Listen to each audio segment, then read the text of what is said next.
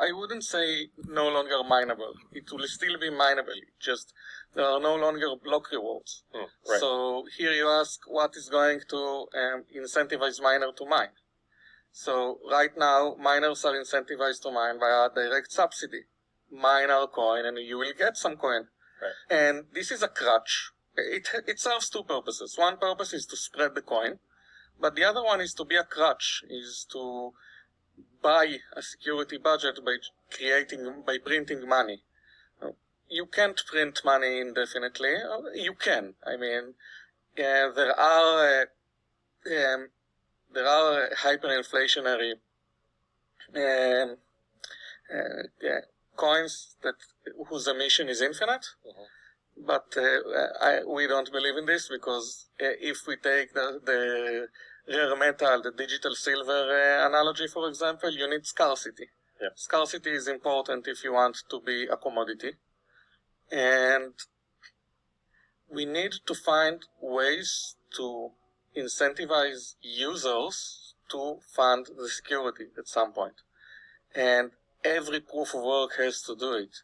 At least every deflationary proof of work, every proof of work with a limited finite supply. And just drawing out the emission or adding tail emission or recycling emission, it just says that we are going to leave this problem to future generations.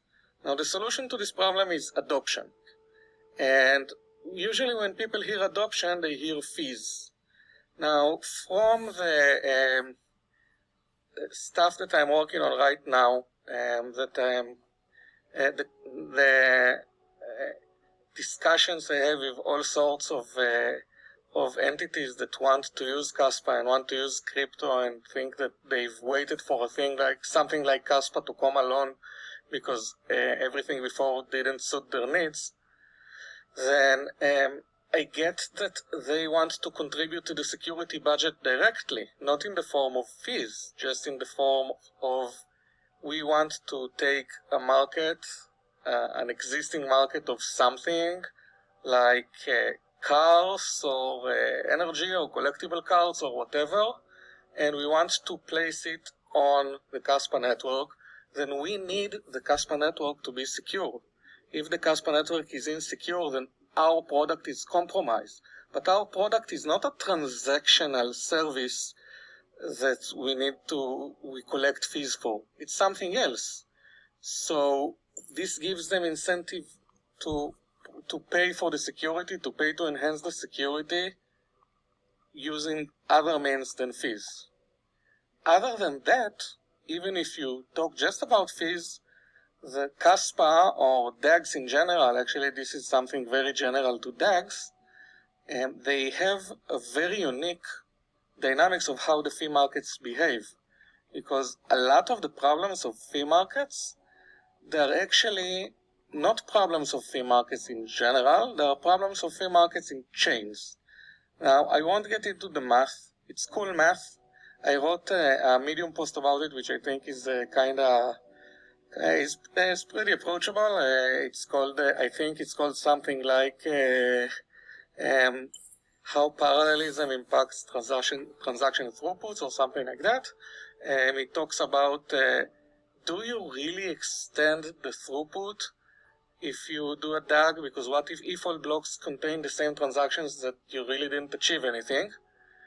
So the great insight here is that miners that want to increase their to maximize their profit, you would think that the rational thing for them to do is to take the transactions with the highest fees. But that's not true. Because if all miners take transactions with the highest fees, then except one, all of them will lose all of the fees. So they are actually incentivized to randomize the way they choose fees in a way that minimizes transaction collision. And this has far-reaching effects. I can't explain how far-reaching the effects, but two effects that I like to discuss is one, that the fee market becomes active when the network is very far from being congested, unlike in Bitcoin. And the second is that it has a better dynamic of how you set how much fee you're gonna pay. Because in Bitcoin there is a cutoff, a deterministic cutoff. Think about the least paying transaction, which is about to be included in the next block. If your fee is 1 Satoshi below this transaction, you're not going to be in the next block. If your fee is 1 Satoshi above this transaction, then you will be included in the next block. So a change of 2 Satoshis change your probability to be included from 0 to 1. And in the world of transaction selection games, of parallelism, because of the randomness, you get a completely different dynamic. The more fee you pay, the less time you will have to wait for your first inclusion. If you pay a tiny fee, you will wait a lot of time, but you will be included eventually. And if you pay a large fee, you will be included very, very fast. So, in a sense, I have this theory that you can actually write a mathematical model, an economical model which makes sense and is intuitive, and actually prove this in this model. This is a research product for anyone who wants to take it. That in the infinitely many tiny blocks limit, you would see that the amount of fees a user pays represents exactly the quality of service they want to get, which is completely different than this race to the bottom bidding war dynamic you see on Bitcoin. And I think this in itself would prove itself very, very useful for a better security budget and a better fee market. Welcome back to Kaspa. Hey, what's going on? People, we got a interesting show today. Really, I want to do a quick vid about Cas. Reason being is, I think it's an opportunity to look at to explore. So keep in mind, this is not financial advice. This show is about entertainment and education only. So do your own research. Hit the like and subscribe, please. It helps the show a ton. And at the end of the day, we're trying to bring you value. So we today, being me, we got Crash is out today. Lindsay was gonna show up and fill in for Crash, but she is very busy and unable to do it. So there's that. So you got me today, people, and we're gonna talk about Cas today because I think Cas really, at the end of the day, it's pretty elite. And I'm not saying you should go out and buy it. It's up, 30x over the last year or two, So, well, if you go back enough, it's up a lot more than that. But, so I was looking back at our old shows where we did talk about Cas, and we're gonna relive that one, which is it was kind of interesting. But so we'll take a look at that. This video that we just watched is with one of their developers. Cas gets a lot of this isn't meant to be a hype video because that's just not what we're doing here, on our show in general. We're just talking about stuff that we like, that interests us. It's just, it's my opinion on, what is going on currently in the market. And, Cas clearly it's being looked at by a lot of smart people as a possible, not a replacement for Bitcoin, but a possible alternative to it, I guess. Because the technology is clearly better and it is proof of work. So we're going to take a look at this, and, we're going to continue to watch it. I'm going to continue to expose it for you guys because, there's opportunities out there. It's a tough place in the financial world right now, and, in my opinion, you have to be in crypto. You have to have part of your assets in crypto. I've played Raoul Paul. He sums it up best, really, where, there's not going to be a lot of ways to beat inflation. Your house isn't going to do it. Gold and silver aren't going to do it. Not that you don't want to have those, but they're not going to beat inflation. Crypto and tech are really the two places that you're going to have the opportunity to beat inflation. And we are, again, just my opinion, we're moving into hyperinflation. If we're not there already. The numbers are being played with. I'm not saying we're in it right now, but we're sowing the seeds of it, of hyperinflation. So, and the currency is going to continue to be debased. You're seeing it right before your eyes, and how you beat that is holding assets. And you can get some very unique assets for very reasonable prices in crypto, and that will not happen forever. So you'll have opportunities probably forever, but this going to a new financial system and the gift that they're giving us, it's not going to be there forever. So this pullback lately that we had, what an incredible opportunity. That's all I can say, is what an incredible opportunity. And you watch, like you see with stellar assets, you see how they don't even pull back a lot. In Cas, again, one of the reasons we're looking at is it's such a great example of what crypto, what you can observe in crypto, and the kind of returns that you can get with digital assets that you really can't get anyplace else. And it's really because it's a new space, and you actually can beat the VCs at their own game in crypto, which is unlike any other investment in the world. So very unique opportunity. Cas, it's a great example of what you can do and what you can see in crypto. And kind of, is proof of work. I used to listen to DAI, and he's like, proof of work doesn't work. Well, Cas is an example of proof of work works. And it's becoming undeniable. And hardcore Bitcoiners are kind of starting to panic, because once Bitcoin gets passed up, it's not that Bitcoin's going to disappear, but it's going to go right into that neat little box that they wanted to put it into, digital gold.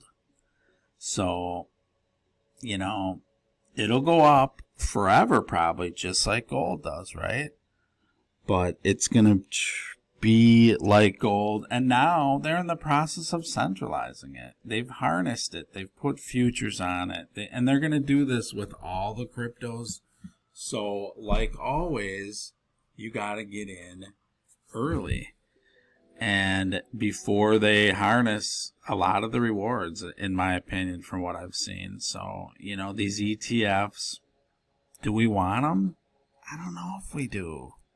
It's another way to centralize them and harness the power of the crypto.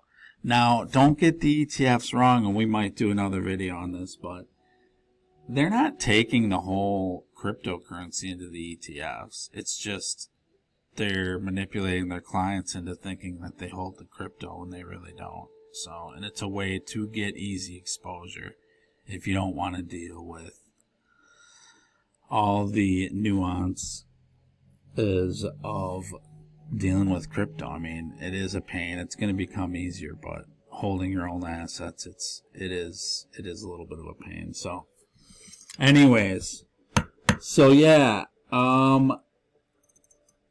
it's this video I'll link down below.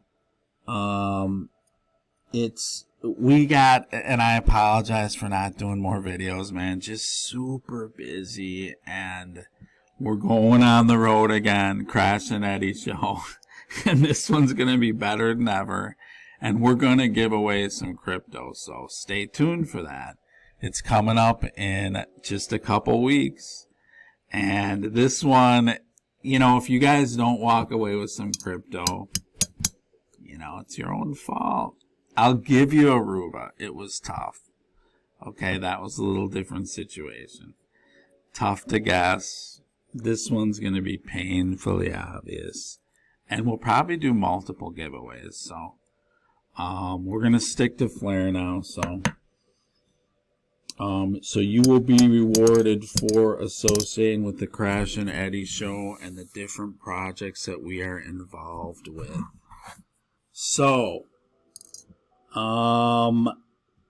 yeah, so Cass, you know, let's take a look here real quick. So yeah, Cass is, it's about 17, just below 17 cents, when a lot of stuff just got, a lot of the alts, and again, this is just, it's part of exactly what this market does. But it's at spot 23, holding pretty stable. They're just getting ready to come out with smart contracts. I think they brought them out on the test net, and there were some problems. So once these smart contracts come out, that's a big deal. That's a really big deal. It's still not on any layer, any tier 1 exchanges. Very limited trading, so you can get it on Uphold, people. So keep that in mind. Uphold, that's a great exchange that we'll probably be associated with at some point, but yeah, you can get it there. Other than that, it's not on any tier 1 exchanges. No Coinbase, no Binance. You know, it's not traded out there, bottom line, you know, so it's got that going. And I just wonder, you know, as this, let's say this space becomes, you know, worth, let's say through this bull run it goes 10 to 15 trillion. Let's call it 10. We're at 2 now. You know, what is the value of Kaspa going to be as far as market cap, which I don't even believe in it, but let's say it goes up to a market cap of, I don't know, 100 billion, 250. You know, there's a case to be made that it's super cheap even right now. And if it is doing what people think it's going to do, as far as the actual technology goes, it's a pretty amazing opportunity, and it could actually be elite. And by elite, I mean top 5. Is it better technology than Solana? Probably. Is it better than Ethereum? Yeah, it is. It's better than Ethereum, their tech. Take a look at it yourself. Do your own research. This is my opinion, but Kaspa's going to be a top 5 token. It's going to be up there. It's going to continue to climb, and it's an opportunity, people. So do what you will with it, you know. We're involved with it, so we'll see kind of where stuff goes, and it's an amazing opportunity. We share what we're getting into. I found Kaspa while I was looking for, let's see here. All right, we're back at it.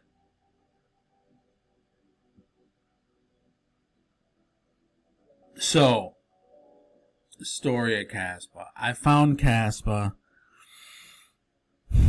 back, well, I made that video a while ago, which I'll link down below. Actually, let's check it out. Okay.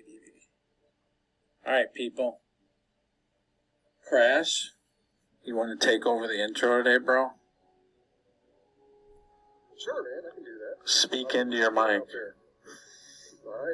How's everybody doing out there? Go ahead and click the subscribe and like button.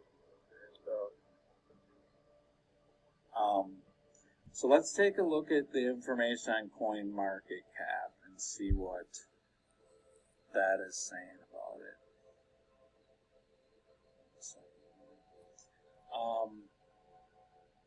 It's only on a few exchanges. It's tough to get a hold of.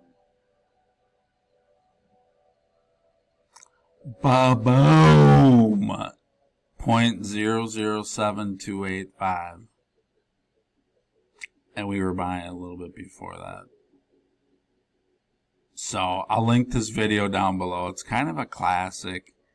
Brings me back to the days of Crash when he could never get his volume right in his mic. And I think it might have been my fault, but missed that dude. Little Crash update. He's doing all right. And I think he's engaged. I heard he's engaged from my friend Amy. So, kind of cool. So good for him. Anyways, yeah, so my story on, again, I'll link that below and I'll link the other video below because it's kind of cool. And there's some really good info. You know, of course you want to relive any crash in any video that you can. That's kind of a given. Hit the like and subscribe, by the way, people. And this is not financial advice. But the other video is super informative, and I would listen to the whole thing all the way through if you're thinking about, you know, getting involved with CAS. Cryptos are always very risky. I look at, you know, layer ones. We pretty much, not that I won't do layer twos, but pretty much we do layer ones. I was so ecstatic when Gala moved to building a layer one. I think that was really smart of them. But I'll tell you what, man, it is one hell of a transition going from an Ethereum-based token to a layer one. And it literally takes years. And, you know, Ethereum will suck the lifeblood out of your project, so. And that's how it's meant to be. And then track it all over the place, so. Anyways, that's a whole nother topic that we ain't talking about now. So, but yeah, listen to the other one completely. I would definitely do that. My story on CAS is basically when Ethereum went from proof of work because they could not get it to work. Because they didn't build in the right tech up front, which is critical.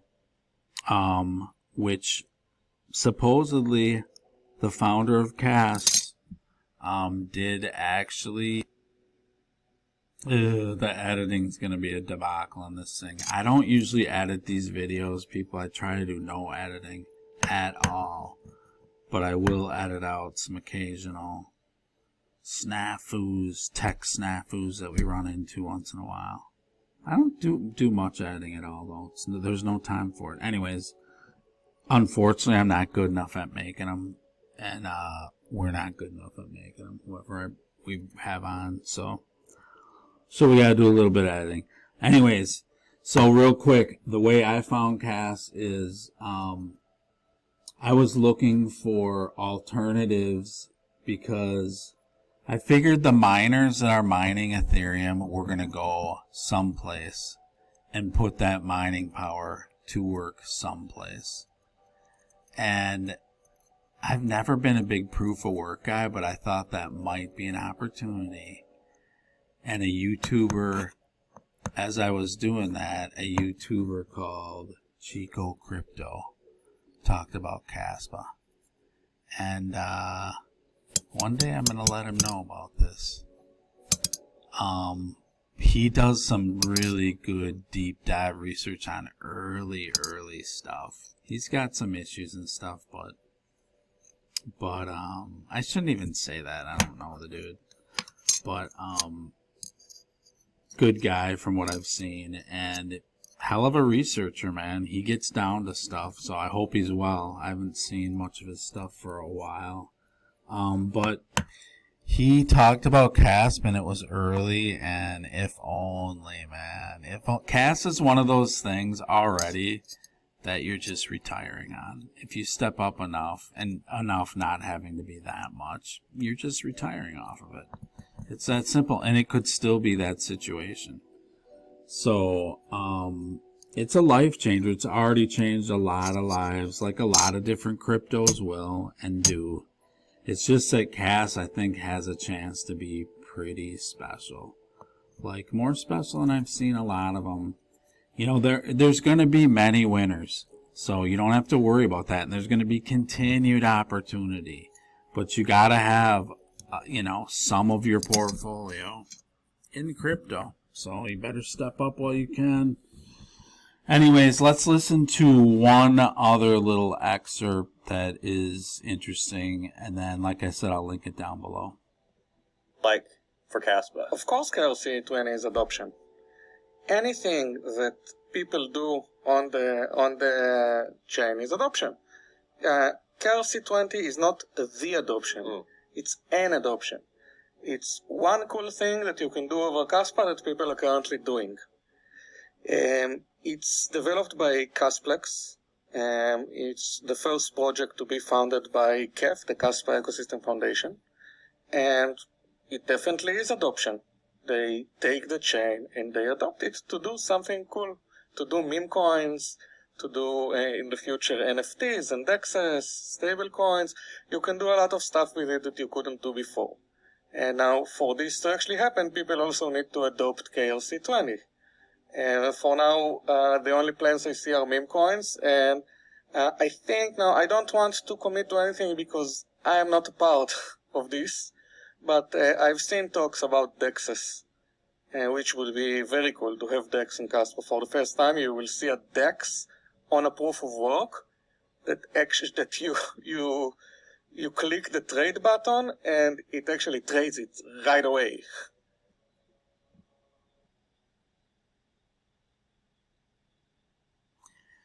Yeah, I'm telling you, look out, man. Look out.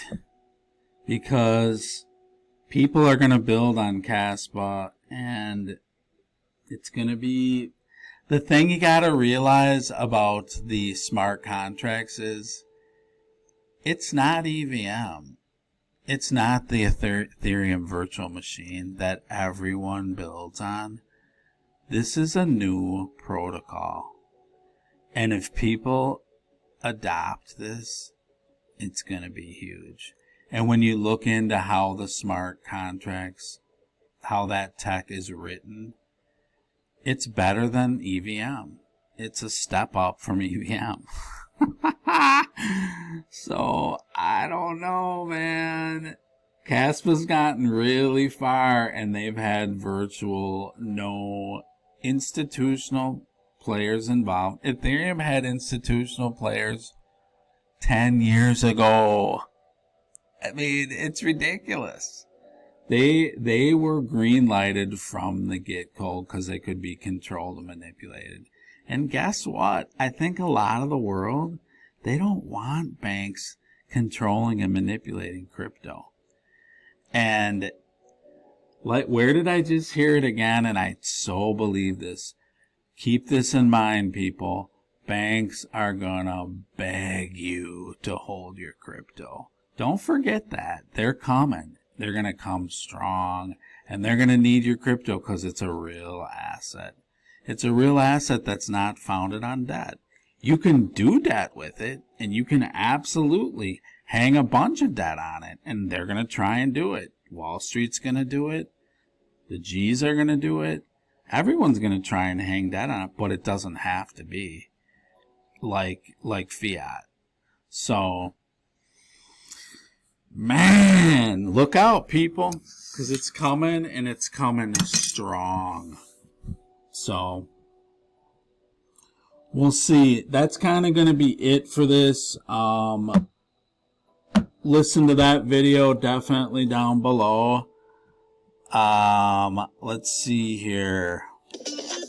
What is crashing Edy without a little crypto baboos? Alright guys, have a great week. We'll talk to you soon. We'll have some more videos out, getting ready to go on the road again, so don't forget it. Hit the like and subscribe. You're going to definitely want to be involved, because we're giving away some more Flare coming up.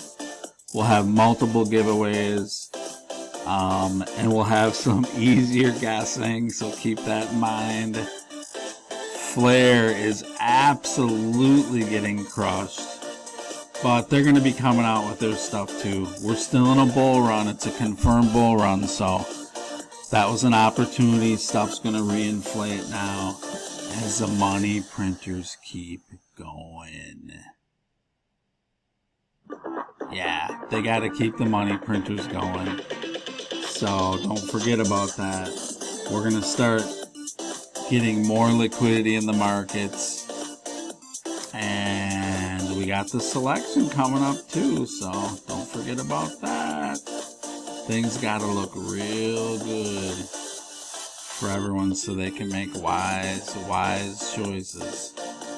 So, people, thanks for tuning in. Spread the word. Send this video out to everybody and let them know that there's a lot of opportunities, so don't buy into all the doom and gloom that's out there. There's a ton going on, and you can participate. You just gotta always be learning and growing. So sow some good seeds and do the right thing. Talk to you later. Crashing Edy out. Well, the music started again. Maybe we should just we can talk a little bit more, I guess. I got no one to yell at for screwing up the show today. But XRP got below 40 cents in this correction. Flare went back below 2. Another Flare drop day before yesterday. So pay attention, people. Where is Cass in here? I can't even find it. It's nowhere to be found. It's in the top 100. Oh man, that can't be a good sign. Alright, people. Talk to you later. Have a great week. We'll check in with you real soon. Crashing Edy out. Hold on, people, I'm back. Because I found Cass. Man, it's a little one. I guess that's because it's only down 0.2%. So there you go, people. Alright. We really do have to go. Sorry this video was a little long, but hopefully you got a lot of value out of it.